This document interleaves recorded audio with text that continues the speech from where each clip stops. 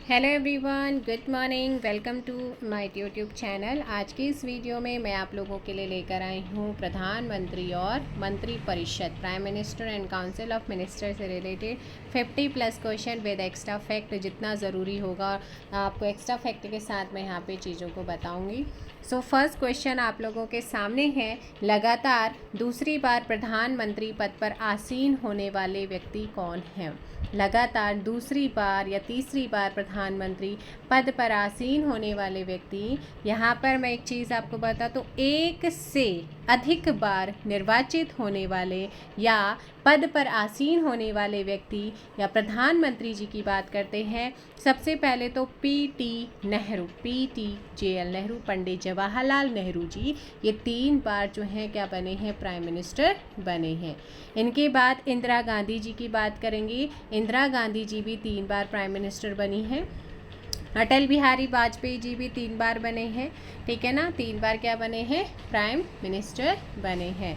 उसके बाद अगर हम बात करते हैं डॉक्टर मनमोहन सिंह की, इसकी डॉक्टर मनमोहन सिंह जी की, तो ये जो है 2 बार यहाँ पर प्राइम मिनिस्टर बने हैं। और प्राइम मिनिस्टर नरेंद्र मोदी जी फिर से 3 बार बन गए हैं।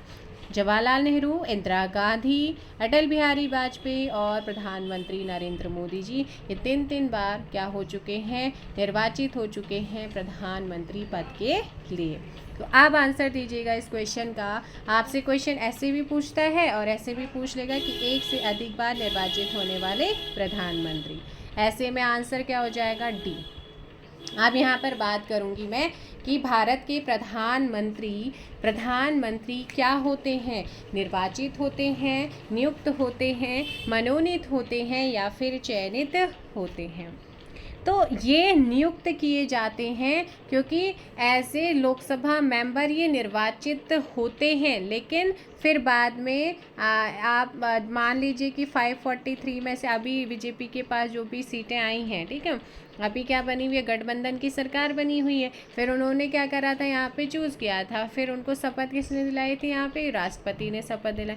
तो वो क्या होते हैं, नियुक्त होते हैं। आंसर क्या हो जाएगा आपका सेकंड का, ऑप्शन ए यहाँ पर सही होगा।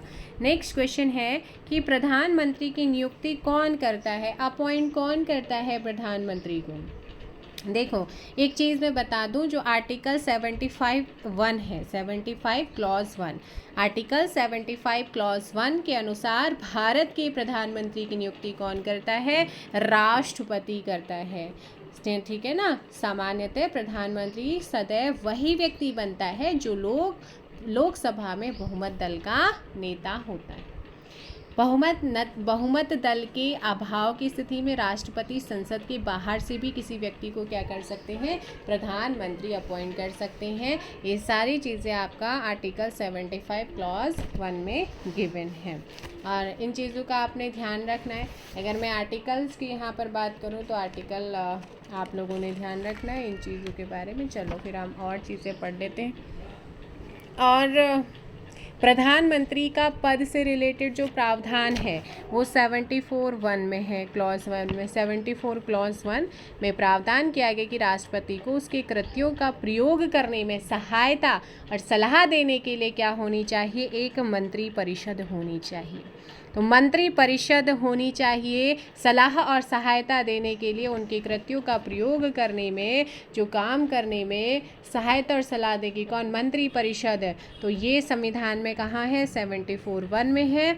और प्रधानमंत्री की नियुक्ति राष्ट्रपति द्वारा की जाएगी, वो 75 क्लॉज 1 में है। दोनों में कंफ्यूज नहीं होना, ठीक है ना। और मंत्री परिषद का जो प्रधान होता है वो कौन होता है, प्रधानमंत्री होगा और राष्ट्रपति उनकी सलाह के अनुसार क्या करते हैं, कार्य करेगा। वास्तव में अगर यहाँ पर बात करते हैं कि राष्ट्रपति की पावर्स का यूज़ कौन कर रहा है रियल में, संसदीय शासन प्रणाली में शासन का जो केंद्र बिंदु होता है वो मंत्रिमंडल ना होकर के कौन होता है, PM होता है, प्रधानमंत्री।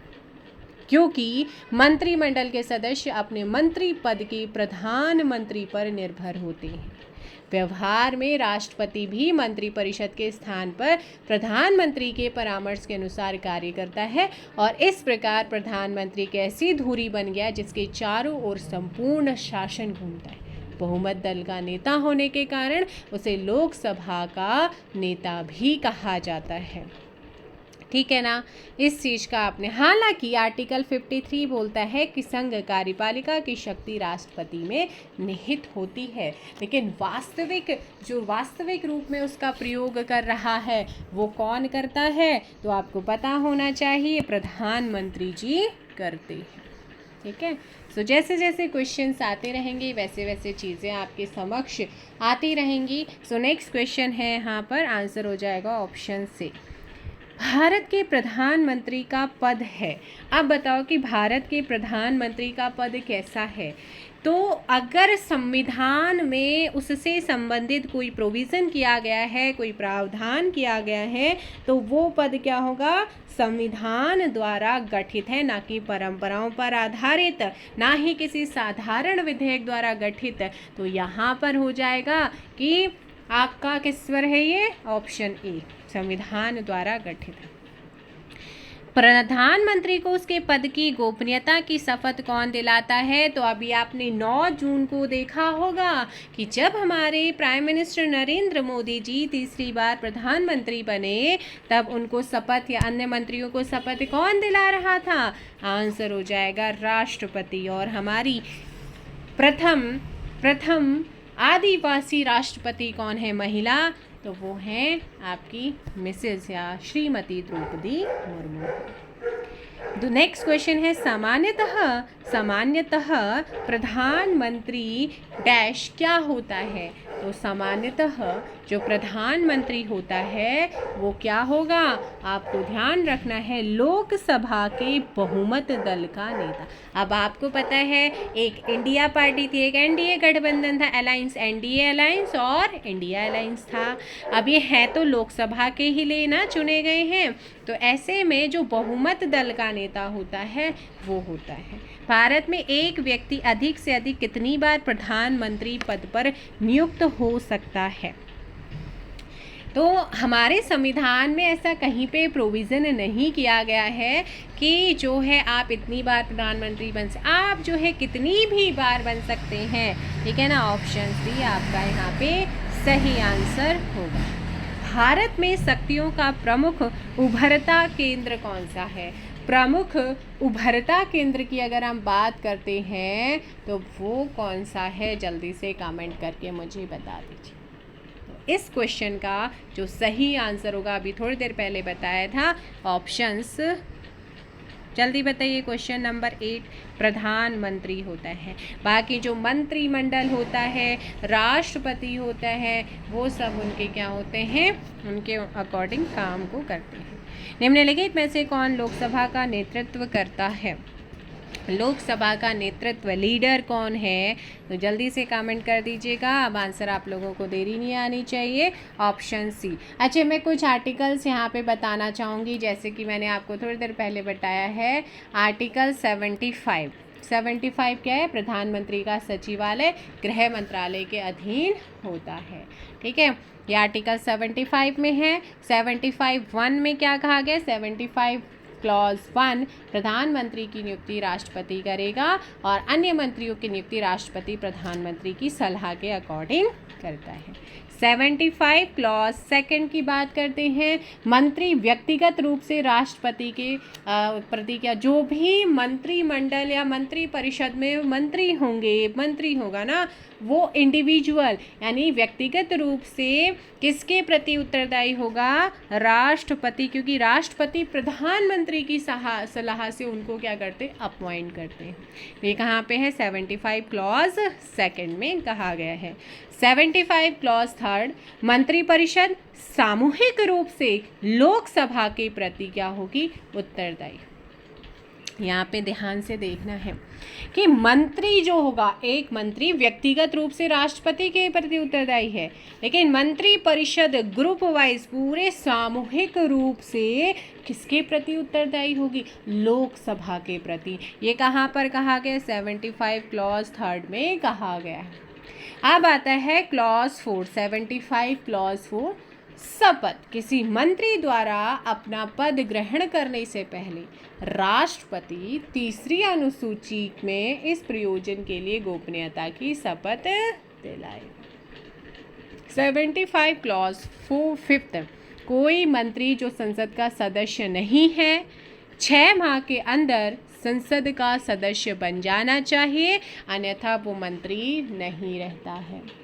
ठीक है ना, तो इन चीज़ों का आपने ध्यान रखना। अगर मैं यहाँ पर बात करती हूँ नेक्स्ट क्वेश्चन की, संघीय मंत्रिपरिषद का अध्यक्ष कौन होता है? संघीय मंत्रिपरिषद का, है ना, जो आपकी यूनियन काउंसिल्स होती है उसका अध्यक्ष कौन होता है? तो यहाँ पर जो कौन होगा भाई, ऑप्शंस भी प्रधानमंत्री होगा। नीति आयोग, नीति आयोग का जल्दी से बताइए, नीति आयोग का अध्यक्ष कौन होता है?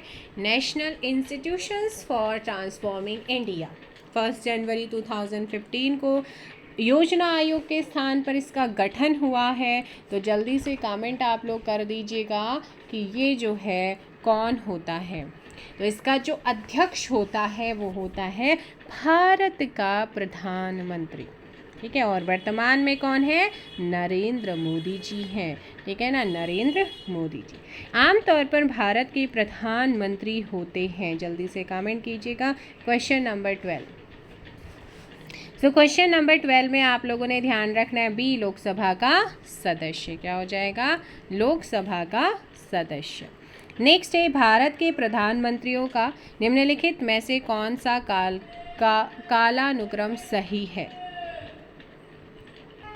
तो ध्यान से देखिएगा। अगर मैं इंदिरा गांधी जी की बात करूं तो ये 24 जनवरी 1966 से 24 मार्च 1977 तक, है ना। तो अगर हम यहाँ पर इनका मैच करते हैं क्वेश्चन नंबर 13 में, फिर बात करते हैं पंडित जवाहरलाल नेहरू। सो सबसे पहले तो भाई 15 अगस्त 1947 से 27 मई 1964 तक रहे थे। ठीक है ना, तो ये आपका कौन सा हो जाएगा? दो ऑप्शन देखो, first option eliminate, third option D eliminate, C और बी में से एक होगा। आप देखो फर्स्ट सेकंड हो जाएगा। फिर अगर हम बात करते हैं यहाँ पर मोरारजी देसाई जी की, ठीक है, मोरारजी देसाई जी का जो टाइम पीरियड रहा है वो 24 मार्च 1977 से 28 मार्च 1979 तक रहा है। ठीक है ना, 1979 तक रहा है। तो फिर ऐसे में इंदिरा गांधी जी पहले आएंगे क्योंकि उनका टाइम पीरियड क्या था? 24 जनवरी 1966 से 24 मार्च 1977 तक ये रही थी। तो ऐसे में ऑप्शन बी एलिमिनेट। तो थर्ड फिर क्या हो जाएगा आपका? मोरारजी देसाई। चौधरी चरण सिंह जी की बात कर लेते हैं। तो जो ये चौधरी चरण सिंह जी थे, इनका जो टाइम पीरियड रहा है वो क्या रहा है? 28 जुलाई 1979 टू 14 जनवरी 1980। तो ऐसे में ऑप्शन हो जाएगा यहाँ पे सी। नेक्स्ट यहाँ पे क्वेश्चन की बात कर लेते हैं। संसदीय तंत्र में वह व्यक्ति प्रधानमंत्री चुना जाता है जो निम्न का नेता होता है। अब जो लोकसभा है उसको तो बोला जाता है निम्न सदन यानी कि लोअर हाउस, और जो आपकी राज्यसभा होती है उसे बोला जाता है अपर हाउस यानी कि उच्च सदन यहाँ पे बोलते हैं। इसमें जो मैक्सिमम सीट होती हैं वो कितनी होती हैं? 550 होती हैं। और करंट में कितनी पे इलेक्शन हुए हैं? 543 में हुए हैं। ठीक है, बाकी जो रिमेनिंग सीटें हैं 7, वो असमानता के कारण निर्वाचन आयोग जो है वहाँ पर क्या नहीं कराता, फिर इलेक्शन नहीं हुए थे। सपोज असमानताएं कैसे हैं? जनसंख्या के अकॉर्डिंग असमानता। मान लीजिएगा कि यहाँ पर जो सीट हैं वो है 27.5। अब भाई अगर मान लो या तो जो हमारा निर्वाचन आयोग है वो या तो 28 सीट देगा या फिर आपका यहाँ पे 26 देगा।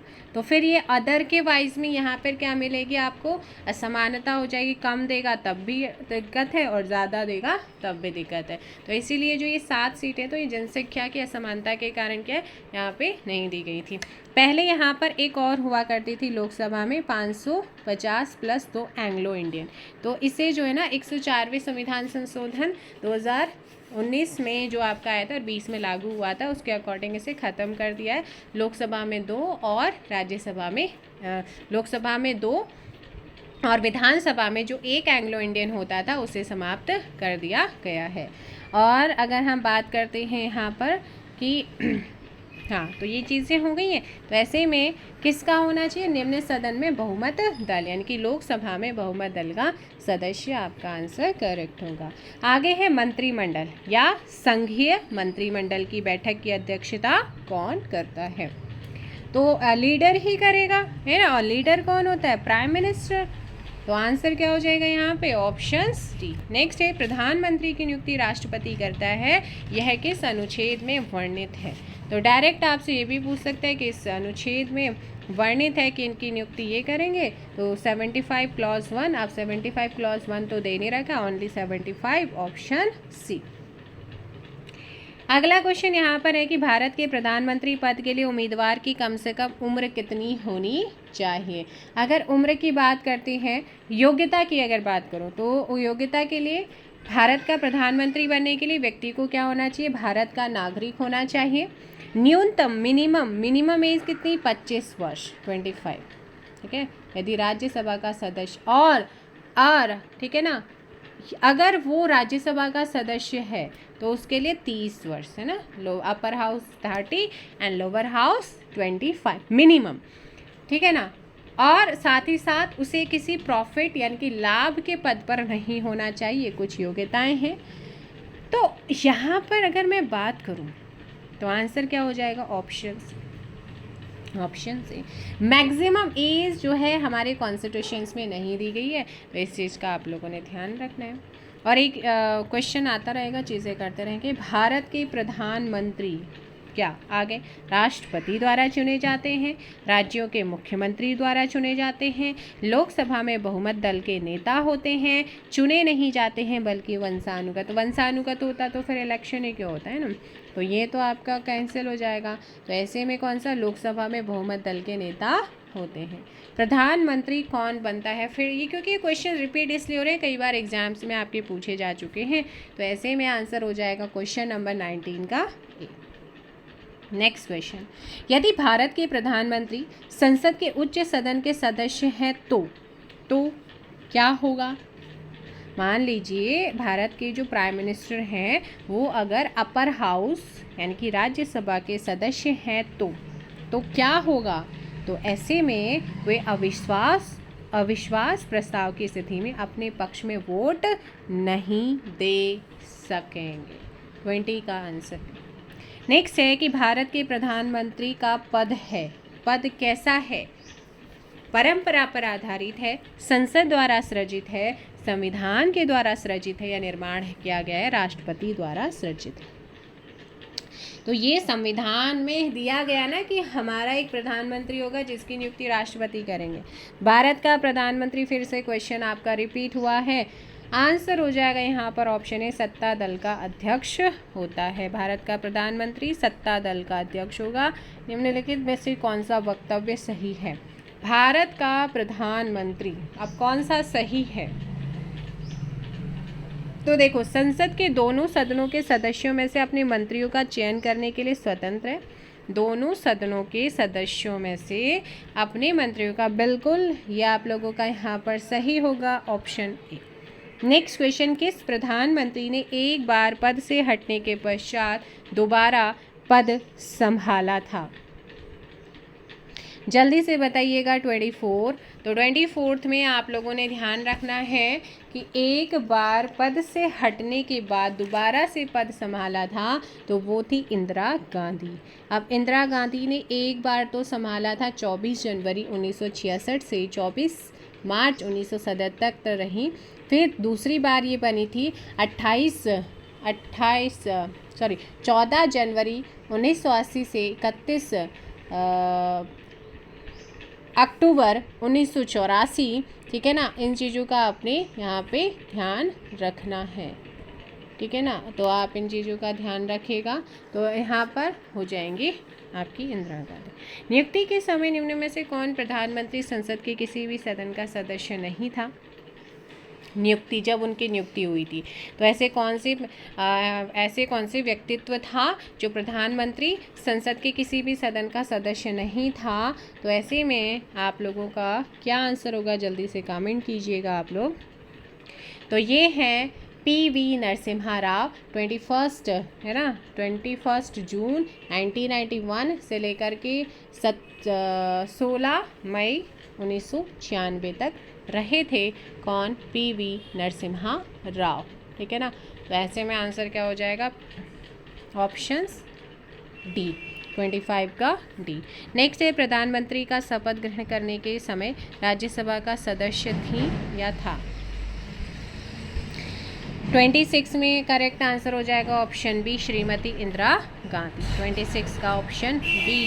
नेक्स्ट है प्रधानमंत्री का पद ग्रहण करने के समय विधानसभा का सदस्य कौन था? इनमें से एच.डी. देवगौड़ा। एच.डी. देवगौड़ा, यहाँ पर आपने ध्यान रखना है। एच.डी. देवगौड़ा 1 जून 1996 से 21 अप्रैल 1997 तक जो हैं वो प्राइम मिनिस्टर रहे हैं। नेक्स्ट यहाँ पर है, तो आंसर क्या हो जाएगा? Option D. लोकसभा का विश्वास मत प्राप्त किए बिना ही प्रधानमंत्री पद पर कार्य करने वाले प्रथम व्यक्ति कौन थे? लोकसभा का विश्वास मत प्राप्त किए बिना ही प्रधानमंत्री पद पर कार्य करने वाले व्यक्ति की अगर हम बात करते हैं तो यहाँ पर आप लोगों ने ध्यान रखना है, वो थे चौधरी चरण सिंह। कौन थे? चौधरी चरण सिंह। चौधरी चरण सिंह भारत के ऐसे प्रधानमंत्री थे जो अपने कार्यकाल 28 जुलाई 1979 से लेकर 14 जनवरी 1980 में एक बार भी संसद में नहीं गए थे। नेक्स्ट ऐसा पूछा जाता है कि ऐसा कौन सा प्रधानमंत्री थे जो एक बार भी संसद में नहीं गए हैं? चौधरी चरण सिंह जी। इस चीज़ का ध्यान रखना है। लोकसभा का विश्वास मत प्राप्त किए बिना ही, तो 28 का अभी आपको बता दिया है। ऑप्शन क्या हो जाएगा यहाँ पे? 28 का ए, चौधरी चरण सिंह। कांग्रेस द्वारा समर्थन वापस किए जाने के कारण ही त्याग पत्र देना पड़ा किसे? Chaudhary Charan Singh, Chandrashekhar and H D. Deve Gowda. All of these options D. 29। Next question है, इंदिरा गांधी दूसरी अवधि के लिए प्रधानमंत्री कब बनी थी? इंदिरा गांधी दूसरी अवधि के लिए प्राइम मिनिस्टर कब बनी थी? तो ऐसे में 30 का आंसर क्या हो जाएगा? अभी थोड़ी देर पहले बताया था, 1980 से 84 के बीच में भी ये रही, 1980 से 84। अगला क्वेश्चन है, जवाहरलाल नेहरू के निधन के पश्चात किसने प्रधानमंत्री पद ग्रहण किया? जब पंडित जवाहरलाल नेहरू जी की डेथ हो गई थी उसके बाद कार्यवाहक, है ना, फर्स्ट टाइम कार्यवाहक जो प्राइम मिनिस्टर बनाए गए थे वो थे गुलजारी लाल नंदा। कौन थे? गुलजारी लाल नंदा। तो 31 का क्या हो जाएगा? ऑप्शन सी यहाँ पे करेक्ट आंसर होगा। अगर मैं बात करूं गुलजारी लाल नंदा, इन्हें 2 बार जो है प्राइम मिनिस्टर बनाया गया, लेकिन कैसे? कार्यवाहक। पंडित जवाहरलाल नेहरू एंड लाल बहादुर शास्त्री जी की जब मृत्यु हो गई, देखो सबसे पहले पंडित जवाहरलाल नेहरू थे, इनकी जैसे डेथ हुई तो गुलजारी लाल नंदा को कार्यवाहक बनाया। फिर लाल बहादुर शास्त्री जी अब नियुक्त हुए थे, उसके बाद इनकी डेथ हो गई, फिर से गुलजारी लाल नंदा को कार्यवाहक प्राइम मिनिस्टर बनाया गया था। तो इन दोनों ही बारी क्या बने हैं? भारत के कार्यवाहक प्रधानमंत्री। अविश्वास प्रस्ताव के कारण सर्वप्रथम किस प्रधानमंत्री को अपने पद से त्यागपत्र देना पड़ा था? मोरारजी देसाई को। किसे देना पड़ा था? मोरारजी देसाई को जो है यहाँ पर त्यागपत्र देना पड़ा। नेक्स्ट क्वेश्चन है, वह प्रथम प्रधानमंत्री कौन था जिन्होंने संसद सत्र में उपस्थित हुए बिना ही त्यागपत्र दे दिया था? मैंने बताया भी था, ये अपने कार्यकाल में कभी भी क्या नहीं हुए थे? संसद में नहीं गए एक भी बार। चौधरी चरण सिंह। नेक्स्ट क्वेश्चन आप लोगों का है, प्रधानमंत्री पद पर सर्वाधिक समय तक कौन आसीन रहा? इनमें से कौन सबसे ज़्यादा टाइम तक? 34। Option B, Pandit Jawaharlal Nehru 17 years मैंने आपको बताया था। प्रधानमंत्री पद पर किसी कार्यकाल के लिए सबसे कम समय के लिए कौन आसीन रहा?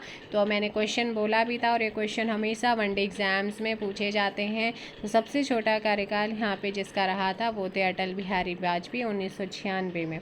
अटल बिहारी वाजपेयी जी की बात कर लेते हैं। तो ये सबसे पहले जो प्राइम मिनिस्टर बने 16 मई 1996 से लेकर 1 जुलाई 1996 तक ये रहे थे, ठीक है। फिर उसके बाद दोबारा से 19 मार्च 1998 से 13 अक्टूबर 1999 और तीसरी बार बनते हैं 13 अक्टूबर 1999 से 21 मई 2004 तक ये प्राइम मिनिस्टर रहे थे। तो कब इनका टाइम पीरियड? जब फर्स्ट टाइम बने थे 16/5/1996 से 1/6/1996 तक। आंसर क्या हो जाएगा आप लोगों का? अटल बिहारी वाजपेयी। मात्र 13 दिन रहे थे उस समय। निम्नलिखित में से किसने 2 बार कार्यकारी है ना प्रधानमंत्री या कार्यवाहक या कार्यकारी प्रधानमंत्री के रूप में पदभार ग्रहण किया? मैंने बताया पंडित जवाहरलाल नेहरू और जब लाल बहादुर शास्त्री जी की डेथ हो गई थी उसके बाद कार्यवाहक प्राइम मिनिस्टर कैसे बनाया गया था 2 बार? आंसर हो जाएगा यहाँ पे गुलजारी लाल नंदा। अगला क्वेश्चन है प्रथम गैर कांग्रेसी प्रधानमंत्री बने। प्रथम गैर कांग्रेसी प्रधानमंत्री कौन बने? 37। तो मोरारजी देसाई थे। कौन थे? मोरारजी देसाई थे जो प्रथम गैर कांग्रेसी थे। सबसे कम उम्र में प्रधानमंत्री पद पर आसीन होने वाले व्यक्ति कौन है? सबसे कम उम्र में, ठीक है। तो यहाँ पर वेरी इंपॉर्टेंट क्वेश्चन है और पूछा जाता है ऑप्शन ए। राजीव गांधी जी की बात करते हैं। तो राजीव देखो यहाँ पर भारत के 3 प्रधानमंत्री जवाहरलाल नेहरू, लाल बहादुर शास्त्री और इंदिरा गांधी। इनकी मृत्यु उनके कार्यकाल के दौरान हुई थी, ये भी पूछा जाता है। और राजीव गांधी की जो मृत्यु हुई थी वो लोकसभा चुनाव के दौरान हुई थी। अब जो राजीव गांधी थे ना, राजीव गांधी सबसे कम उम्र यानी कि मात्र 40 वर्ष की उम्र में, और ठीक है ना, सबसे कम उम्र, और सबसे ज़्यादा है ना मोरारजी देसाई, या सबसे अधिक उम्र 81 वर्ष की उम्र में प्रधानमंत्री। सबसे कम में राजीव गांधी और सबसे ज़्यादा में 81 वर्ष में मोरारजी देसाई। तो ऐसे में आंसर हो जाएगा ऑप्शंस ए। और इनका मैंने क्यों बताया था कि जो राजीव गांधी जी थे जब लोकसभा के चुनाव हो रहे थे उसी समय इनकी डेथ हुई थी। राजीव गांधी जी का मैं टाइम पीरियड बता देती हूँ आपको। इनका जो प्रधानमंत्री बने थे वो 31 जनवरी 1984 से 1 दिसंबर 1989 तक ये क्या रहे हैं? सबसे कम उम्र के प्रधानमंत्री बने थे। सबसे अधिक उम्र में प्रधानमंत्री पद पर आसीन होने वाले 81 वर्ष के कौन थे? अभी बताया है, तो जल्दी से कमेंट कीजिएगा। 39 का सी मोरारजी देसाई। नेक्स्ट क्वेश्चन है प्रधानमंत्री पद से त्याग करने वाले प्रथम व्यक्ति कौन थे? तो यहाँ पर यही थे मोरारजी देसाई, ऐसे प्रथम प्रधानमंत्री जिनके विरुद्ध लोकसभा में अविश्वास प्रस्ताव लाया गया। इम्पॉर्टेंट है और रिपीटेड होता है। सो ये थे आपके पंडित जवाहरलाल नेहरू। लोकसभा चुनाव में पराजित होने वाले या वाली प्रथम प्रधानमंत्री कौन? इंदिरा गांधी। 42 का सी। प्रथम पूर्णतः गैर कांग्रेसी प्रधानमंत्री कौन बने? फिर से क्वेश्चंस। प्रथम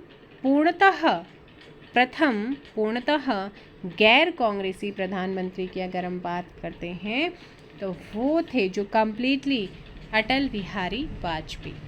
अगला क्वेश्चन, भारत के प्रथम सिख प्रधानमंत्री कौन?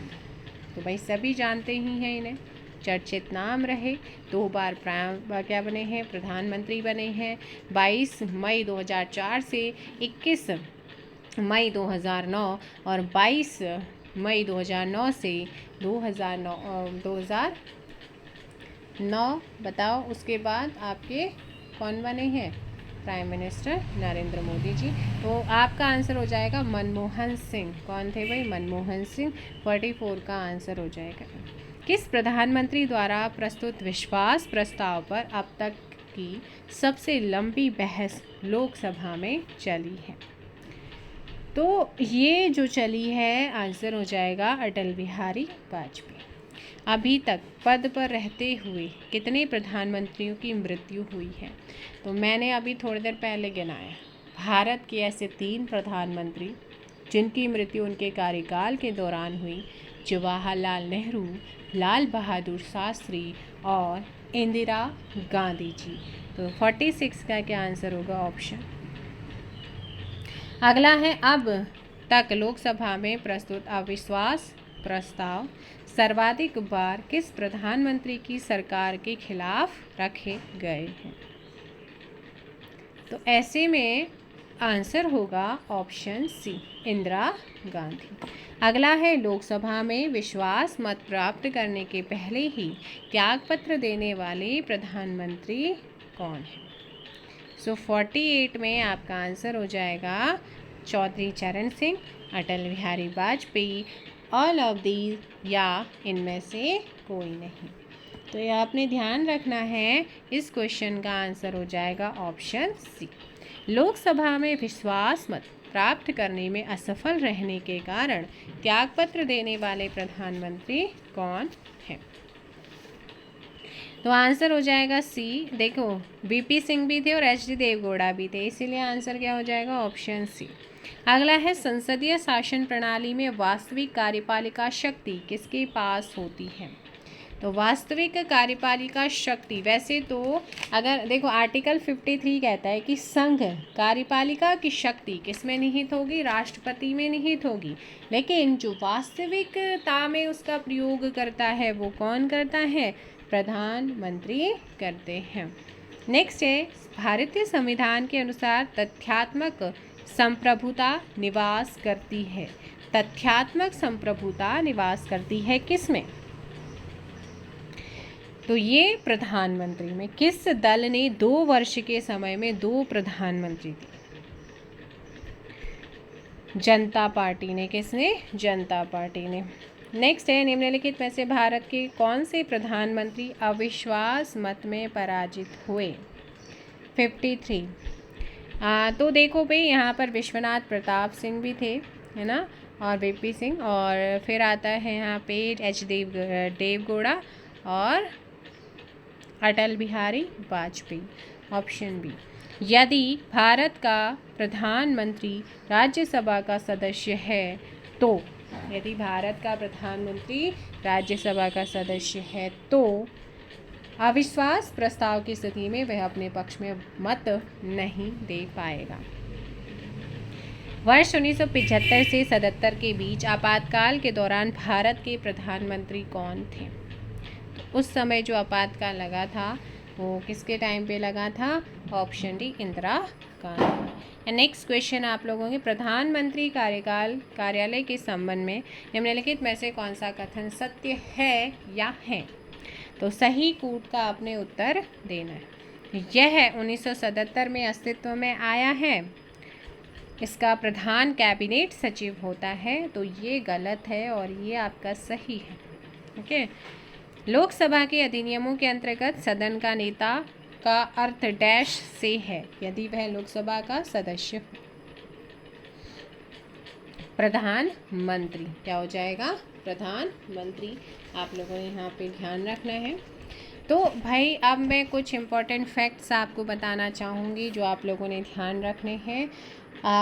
एक क्वेश्चन ये भी पूछा जाता है कि भारत के प्रथम अंतरिम प्रधानमंत्री बनाए गए थे। प्रथम अंतरिम प्रधानमंत्री 1946 में कौन बने थे? पंडित जवाहरलाल नेहरू। पंडित जवाहरलाल नेहरू के विरुद्ध लोकसभा में पहला अविश्वास प्रस्ताव किसके द्वारा लाया गया था? ये पूछा जाता है। JP कृपलानी हो जाएगा। 22 अगस्त 1963 को इनके खिलाफ अविश्वास प्रस्ताव लेके आए थे JP कृपलानी। ठीक है। फिर उसके बाद बात करते हैं 24 जनवरी 1966 की। 24 जनवरी 1966 इंदिरा गांधी को प्रधानमंत्री बना दिया। तब वह राज्यसभा की सदस्य थी, अर्थात राज्यसभा से प्रथम प्रधानमंत्री बनने वाली ये इंदिरा गांधी। राजीव गांधी, HD देवगौड़ा जब प्रधानमंत्री बने तब वह संसद के किसी भी सदन के सदस्य नहीं थे। पूछा जा सकता है। अच्छा, पहले फिर एक और क्वेश्चन, पहला मध्या अवधि चुनाव कब हुआ? 1971 में हुआ था, जब तत्कालीन प्रधानमंत्री के परामर्श पर राष्ट्रपति वीवी गिरि द्वारा लोकसभा 27 दिसंबर 1970 को भंग कर दी गई थी, तब ये चीज़ें हुई थी। ठीक है, अगर आपसे पूछता है कि नेक्स्ट क्या क्वेश्चन आपसे पूछ सकता है, 15 अगस्त 1947 को केंद्र में कितने मंत्रालय थे? 18 मंत्रालय थे। अब मुझे आप बताओ कि वर्तमान में केंद्र में कितने मंत्रालय हैं? जल्दी से कमेंट कीजिएगा आप लोग कमेंट बॉक्स में, ठीक है ना। और इसके अलावा यहाँ पर कुछ और क्वेश्चंस आपके पूछे जा सकते हैं। प्रधानमंत्री कौन सी अनुसूची के अनुरूप, है ना, राष्ट्रपति के समक्ष पद और गोपनीयता की शपथ लेता है? अनुसूची शेड्यूल 3 के अकॉर्डिंग। इनका कार्यकाल कितना होता है प्रधानमंत्री का? 5 वर्ष का होता है। प्रधानमंत्री का वेतन भत्ता भारत की कहाँ से संचित होता है? भारत की संचित निधि पर भारित होता है, वहीं से सबको दिया जाता है। ठीक है, तो इन चीज़ों का ध्यान रखना। प्रधानमंत्री सरकार का प्रमुख होने के नाते राष्ट्रपति को सूचनाएं प्रेषित करता है और साथ ही सदन के सत्रावसान एवं लोकसभा के विघटन की क्या करता है? सिफारिश भी करता है। आपने देखा होगा विघटन जब डिसॉल्व कर रही थी शपथ ग्रहण से पहले, तो उससे पहले प्राइम मिनिस्टर ने जाके उनको सूचित किया था। ठीक है, अब यहाँ पर कुछ और चीज़ें ध्यान रखना है, चाहे नीति आयोग हो, चाहे अंतर्राज्यीय परिषद हो, भारतीय वन्य जीव बोर्ड हो, परमाणु ऊर्जा विभाग, राष्ट्रीय एकता परिषद, राष्ट्रीय विकास परिषद, ये कुछ ऐसी संस्थाएं हैं, कुछ ऐसी एजेंसीज हैं जिनका जो प्रमुख जो अध्यक्ष होता है वो कौन होता है? पीएम होते हैं। ठीक है, लोकसभा में सर्वप्रथम अविश्वास प्रस्ताव कब आया था? 1963 में। कौन लाया? जेबी कृपलानी 1963 में लाए। किसके विरुद्ध? पंडित जवाहरलाल नेहरू। इन चीज़ों का आपने ध्यान रखना है। कार्यवाहक प्रधानमंत्री कब कौन बना था? गुलजारी लाल नंदा बने थे, 2 बार बने थे। ठीक है, और उसके बाद जैसे ही इंदिरा गांधी की डेथ होती है, ठीक है, उसके बाद कार्यवाहक प्रधानमंत्री किसे बनाया जाता है? राजीव गांधी जी को। और इनकी ये सबसे कम उम्र में प्रधानमंत्री बने थे। ठीक है, अच्छा, ऐसा कौन सा प्रधानमंत्री है जिनकी मृत्यु भारत के बाहर हुई थी? 11 जनवरी 1966 को, तो वो थे लाल बहादुर शास्त्री। भारत के ऐसे प्रधानमंत्री जो अपने कार्यकाल में कभी भी संसद में न गई? चौधरी चरण सिंह जी हैं। ऐसे कितने प्रधानमंत्री जिनकी कार्यकाल के दौरान डेथ हुई है? JLI यानी कि जवाहरलाल नेहरू, लाल बहादुर शास्त्री, इंदिरा गांधी। सबसे कम उम्र में कौन बना? राजीव गांधी। सबसे ज़्यादा उम्र में मोरारजी देसाई। देश की पहली प्रधानमंत्री कौन थी महिला? श्रीमती इंदिरा गांधी। केंद्रीय मंत्रिमंडल से त्यागपत्र देने वाली प्रथम मंत्री कौन थी? श्यामा प्रसाद मुखर्जी। ओनली मंत्री पूछा है। प्रधानमंत्री पद से त्यागपत्र देने वाले प्रथम व्यक्ति मोरारजी देसाई थे, प्रथम गैर कांग्रेसी थे। भारत के प्रथम उप प्रधानमंत्री कौन बने थे? सरदार वल्लभ भाई पटेल बने थे। एक कार्यकाल में सबसे कम समय यानी कि 13 दिन का किसका रहा है? अटल बिहारी वाजपेयी। राजकुमारी अमृता कौर जो हैं एक विभाग का सबसे लंबी अवधि तक नेतृत्व करने वाली क्या रही है? केंद्रीय मंत्री। केंद्रीय मंत्रिमंडल में शामिल होने वाली प्रथम महिला कौन थी? महिला मंत्री राजकुमारी अमृता कौर। ठीक है, इसके अलावा प्रधानमंत्री की मृत्यु या त्यागपत्र के पश्चात उप प्रधानमंत्री उसका पद ग्रहण नहीं करता है, क्योंकि प्रधानमंत्री की मृत्यु या त्यागपत्र के पश्चात मंत्रिपरिषद का क्या होता है? डिसॉल्व हो जाती है, विघटन हो जाता है। इसके अलावा साथ ही साथ HD Deve Gowda, IK Gujral and doctor Manmohan Singh अपने प्रधानमंत्रित्व काल में लोकसभा सदस्य नहीं बल्कि राज्यसभा के सदस्य। और वर्तमान प्रधानमंत्री कौन है? प्राइम मिनिस्टर नरेंद्र मोदी जी 3री बार बने हैं। पूर्व गुजरात राज्य के मुख्यमंत्री भी रहे हैं और इनका संसदीय क्षेत्र है वाराणसी। ठीक है, तो ये थे भाई कुछ important questions. I hope so आप लोगों को ये क्वेश्चन पसंद आए होंगे। अच्छा, यहाँ पर 1-2 चीज़ें और पूछी जाती। एक है 91वें संविधान संशोधन 2003। इसके द्वारा जो 75 अनुच्छेद आर्टिकल 75 इसमें उपखंड क्लॉज 1 का जो है वो जोड़कर ये प्रावधान किया गया कि मंत्रिपरिषद में प्रधानमंत्री सहित सदस्यों की कुल संख्या लोकसभा की कुल सदस्य संख्या के कितने प्रतिशत से अधिक नहीं होगी? 15% से अधिक नहीं होगी। इन चीज़ों का आपने भी ध्यान रखना है, ठीक है ना।